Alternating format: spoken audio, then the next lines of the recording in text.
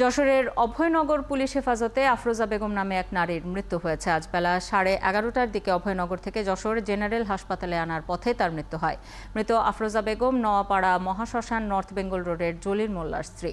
মাদক মামলায় শনিবার রাতে পুলিশ তাকে গ্রেপ্তার করে থানায় নিয়ে আসে। আফরোজার স্বামী এবং ছেলের অভিযোগ, হাতে ইয়াবা দিয়ে মামলা এবং গ্রেপ্তারের পর ঘুষের দাবিতে আফরোজাকে নির্যাতন করা হয়। সকালে থানায় গিয়ে আফরোজাকে অসুস্থ দেখার পর তাকে উপজেলা স্বাস্থ্যকেন্দ্রে নেওয়া হয়। চিকিৎসকরা আফরোজার কয়েকটি টেস্ট করতে দিলেও সেগুলো না করে পুলিশ তাকে আবার থানায় নিয়ে আসে। পরে আবারও অসুস্থ হয়ে পড়লে তাকে যশোর জেনারেল হাসপাতালে নিয়ে যায় পুলিশ। তবে চিকিৎসক জানান, হাসপাতালে আনার আগেই আফরোজার মৃত্যু হয়েছে। রোগীটা আসছে আমাদের এখানে মৃত অবস্থায়, যেটা ব্রড ডেথ। এটা পোস্টমর্টেম করা ছাড়া আসলে কিভাবে মারা গেল এটা কারণ বলা মুশকিল।